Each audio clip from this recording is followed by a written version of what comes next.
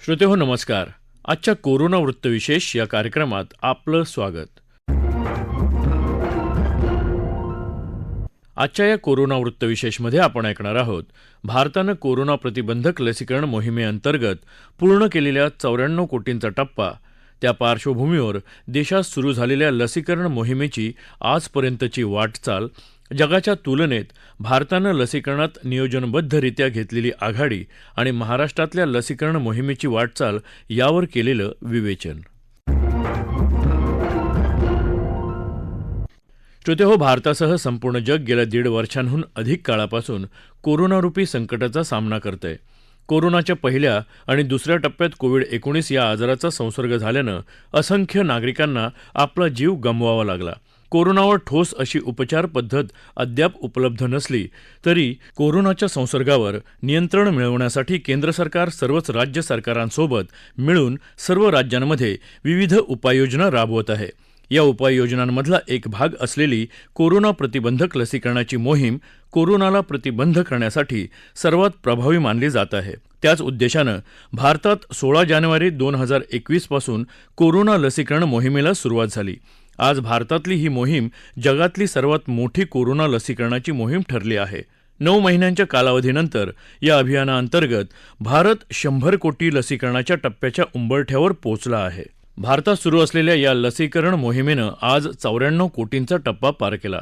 एकूणच लसीकरणाची आजवरची आकडेवारी पाहता लसीकरणाची ही वाटचाल कशी झाली याविषयी अधिक माहिती जाणून घेऊयात आरोग्यविषयक पत्रकार चैतन्य देशपांडे यांच्याकडून. कोरोनावरचा एकमेव उपाय म्हणजे व्हॅक्सिनेशन, लसीकरण. लसीकरणाच्या माध्यमातून कोरोना थांबवता येतो याचा अनुभव आता आपल्यापैकी प्रत्येकाला आलेला आहे. ही गोष्ट सगळ्यांना पटलेली आहे, कारण की दुसऱ्या लाटेच्या दरम्यान अनेकांनी लस घेतली आणि त्यामुळे अजूनही तिसरी लाट आलेली नाही.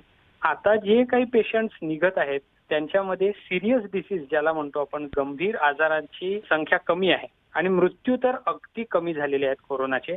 याचं कारण म्हणजे लसीकरण, व्हॅक्सिनेशन आहे. आता या व्हॅक्सिनेशन मध्ये आपण भारत देशाने जी प्रगती केली आहे ती अगदी जगातल्या विकसित देशांच्या तुलनेत देखील आपण जास्त प्रमाणात व्हॅक्सिन दिली आहे. त्यातल्या त्यात आपण फ्रीमध्ये म्हणजे मोफत लसीकरणाचं हे जगातलं सगळ्यात मोठं अभियान लागू केलं आहे. या वर्षी 2021च्या जानेवारीच्या 1 तारखेला आपल्याकडे डॉक्टर्स आणि हेल्थ वर्कर्स यांचं व्हॅक्सिनेशन सुरू झालं. त्यानंतर फ्रंटलाईन कोविड वर्कर्सचं व्हॅक्सिनेशन सुरू झालं. एप्रिल महिन्यामध्ये आपल्याकडे 65 वर्षाच्या वरती, 60 वर्षाच्या वरती जे सिनियर सिटीजन्स आहेत त्यांचं व्हॅक्सिनेशन सुरू झालं. त्यानंतर 45, त्यानंतर आता 18 वर्ष.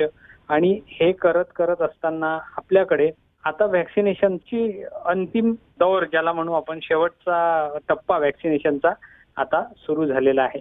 अगदी 100 कोटी लोकांना आपण व्हॅक्सिन देणार आहोत. यापैकी अनेक राज्य यामध्ये आघाडीवर आहेत. त्यापैकी महाराष्ट्र पहिल्या 3 राज्यांमध्ये येतो. आपल्याकडे मोठ्या प्रमाणावर व्हॅक्सिनेशन झालेलं आहे आणि पहिला आणि दुसरा डोस घेऊन कोरोनाचं कवच प्राप्त केलेले अनेक नागरिक हे महाराष्ट्रामध्ये आहेत. आता आपल्याकडे अजूनही काही लोकांनी व्हॅक्सिन घेतलेली नाही किंवा त्यांच्या मनात शंका आहेत.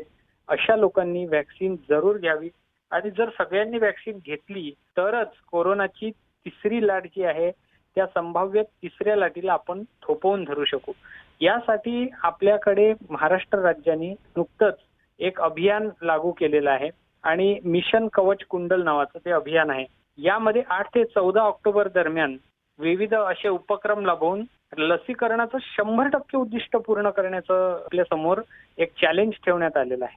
त्यामुळे जास्तीत जास्त नागरिकांनी या दरम्यान जर लसीकरण केलं तर नक्कीच आपण तिसऱ्या लाटेला थोपवून धरू शकू आणि लसीकरणाशिवाय दुसरा कुठलाही कारिगर उपाय ज्याला आपण म्हणतो तो नाही. त्यामुळे आपल्याला आपल्या देशाचं 100 कोटीचं लसीकरण पूर्ण करायचं असेल तर महाराष्ट्राचा त्यामध्ये मोठा सिंहाचा वाटा असला पाहिजे आणि येत्या काही दिवसात अगदी 15 ऑक्टोबर पर्यंत आपल्या देशात 100 कोटीचा टप्पा पार होणार आहे.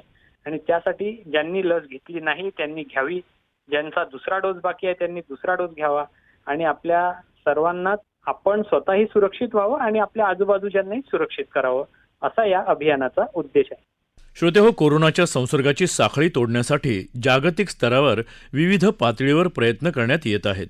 त्यामध्ये कोरोनाला अटकाव करण्यासाठी कोरोना प्रतिबंधक लस खूप महत्त्वाची भूमिका बजावत आहे. त्यामुळेच वर्षभरापासून जगभरात कोरोना लसीकरणावर भर देण्यात येत आहे. जगातल्या अनेक देशांनी कोरोनावरील लशीचं संशोधन करून भारताच्या अगोदर कोविड-19 प्रतिबंधक लसीकरण मोहिमेला सुरुवात देखील केली होती. विशेष म्हणजे ब्रिटन, जर्मनी आणि इटलीसारख्या देशांमध्ये भारतापूर्वी लसीकरणाला सुरुवात झाली होती. परंतु आज भारत त्यांच्या पुढे गेला आहे. अमेरिकेतलं लसीकरण 14 डिसेंबर 2020 पासून सुरू झालं. ब्रिटनमध्ये 8 डिसेंबरला लसीकरणाला सुरुवात झाली. त्या तुलनेत उशिरा सुरुवात करूनही भारतामध्ये सर्वाधिक वेगानं लसीकरण मोहीम राबवण्यात येत आहे. आज या लसीकरण मोहिमेत भारतानं इतर देशांच्या तुलनेत आघाडी घेतल्याचं दिसून येते. त्याचा तुलनात्मक आढावा घेतायत आरोग्यविषयक पत्रकार चैतन्य देशपांडे. कोरोनाची लस आणि त्याच्याशी संदर्भात संशोधन असो किंवा लसीकरणाची मोहीम असो, भारत नेहमीच आघाडीवर राहिलेला आहे. आपल्याकडे 1-2 नव्हे तर 3 लसींची निर्मिती आपल्या देशात झाली. त्यापैकी कोविशिल्ड आणि कोवॅक्सिन यांना मान्यता मिळाली. जानेवारी महिन्यापासून लसीकरण सुरू झालं. काही दिवसानंतर जी रशियाने बनवलेली स्पुटनिक आहे त्यालाही मान्यता मिळाली. आता आपल्या देशामध्ये झायडस कॅडिलाची एक लस आहे, त्याला मान्यता मिळालेली आहे आणि पुढेही नवीन लसी ज्या आहेत कोरोनाच्या त्याला मान्यता मिळणार आहे. आणि त्यामुळे भारताची अगदी इतकी मोठी लोकसंख्या, आपली 140 कोटीच्या आसपास, आणि या सगळ्या लोकसंख्येला लसीकृत करायचं, व्हॅक्सिनेटेड करायचं, हे एक खूप मोठं चॅलेंज होतं आणि यासाठी आपल्या देशातली अंतर्गत लस निर्माण होणं आवश्यक होतं. ते चॅलेंज आपण पूर्ण केलं. दुसरं म्हणजे इतर देशांच्या तुलनेमध्ये वेगाने लसीकरण करण्याचं आपल्यासमोर एक चॅलेंज होतं, तेही आपण बऱ्यापैकी पूर्ण केलेलं आहे. आज भारताचं एकंदर आकडेवारी पाहू जाता 50% लोकसंख्येने, म्हणजे 18 वर्षाच्या वरचे जे नागरिक आहेत त्यापैकी 50% लोकांनी ऍटलिस्ट पहिला डोस, कमीत कमी एक मात्रा लसीची घेतलेली आहे. आणि जवळपास 20% लोकसंख्येला, म्हणजे 25 कोटी लोकसंख्येच्या आसपास ती संख्या आहे, ज्या लोकसंख्येनी पूर्ण लसीचे दोन्ही मात्रा पूर्ण करून ते अगदी सुरक्षित झालेले आहेत. आपल्यापेक्षा लोकसंख्येनी जास्त असलेला देश तर जगात फक्त चीन आहे आणि चीननी लसीकरणात बऱ्यापैकी प्रगती केलेली आहे. याशिवाय अमेरिका असो किंवा कॅनडा असो, या देशांमध्ये जवळपास 80% आसपास लसीकरण झालेलं आहे. अमेरिकेत जवळपास 56% पूर्ण लसीकरण झालेलं आहे.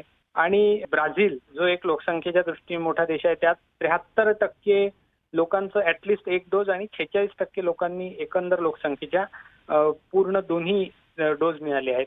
ऑस्ट्रेलियामध्ये जवळपास 50% लोकसंख्या पूर्णतः लसीकृत झालेली आहे, म्हणजे दोन्ही डोस त्यांचे झालेले आहेत. या तुलनेत आपली लोकसंख्या फार अधिक असल्यामुळे भारतामध्ये ही 20% आहे लोकसंख्येच्या.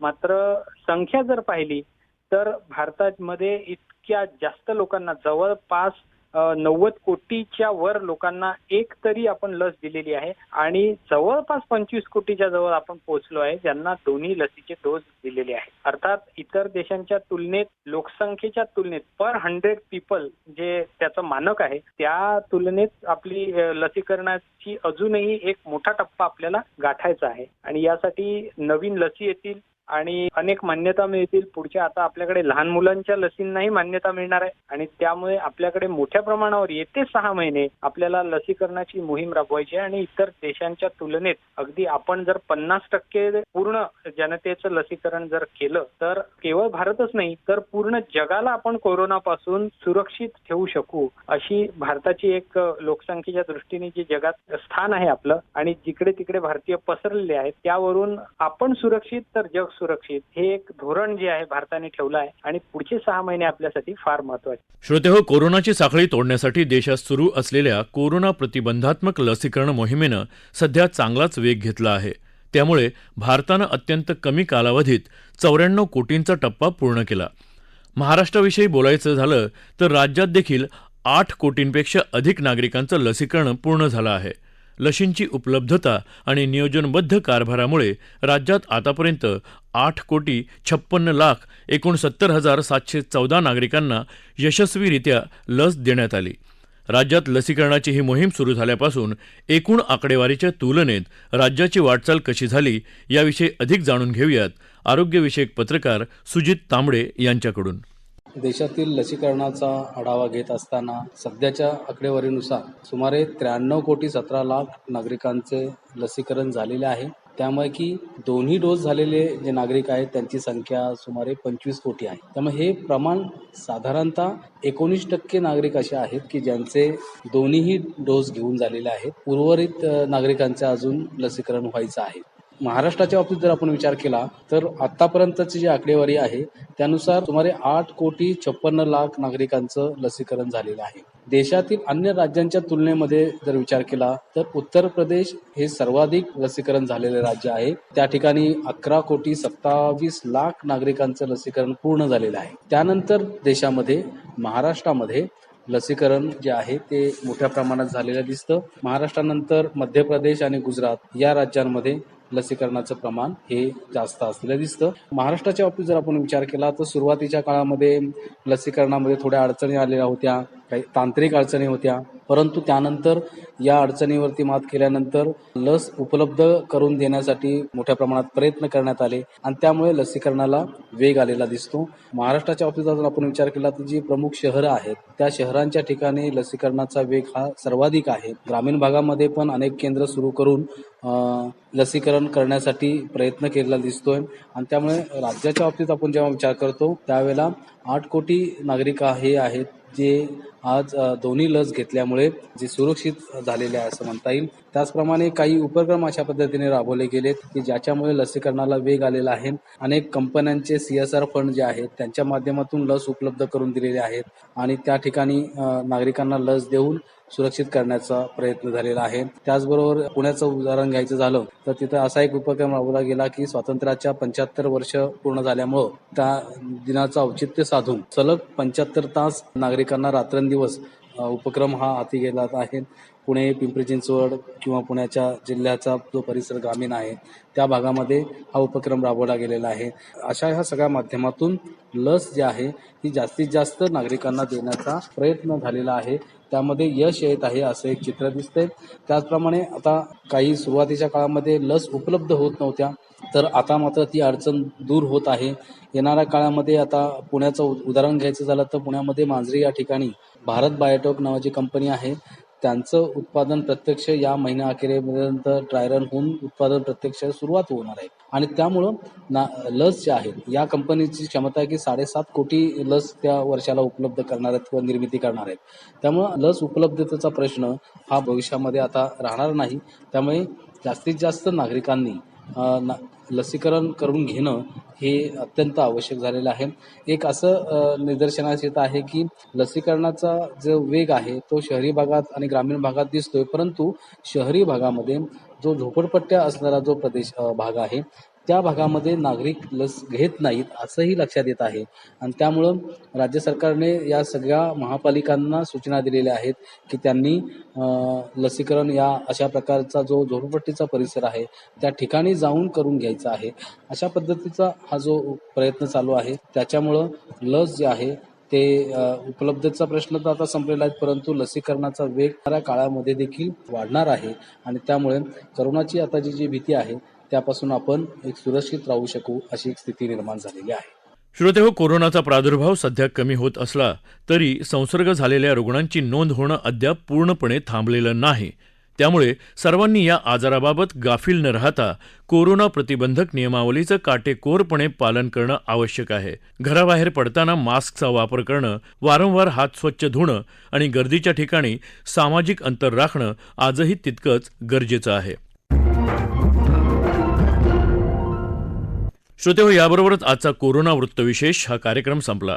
हा कार्यक्रम आकाशवाणी मुंबईच्या प्रादेशिक वृत्त विभागानं सादर केला. सादरकर्त्या सरस्वती कुवळेकर, निर्मिती सहाय्य विवेक वानखडे, लेखन आणि समन्वय रवींद्र लोखंडे आणि सोनाली मंचेकर आणि निवेदन शैलेश मोहिते.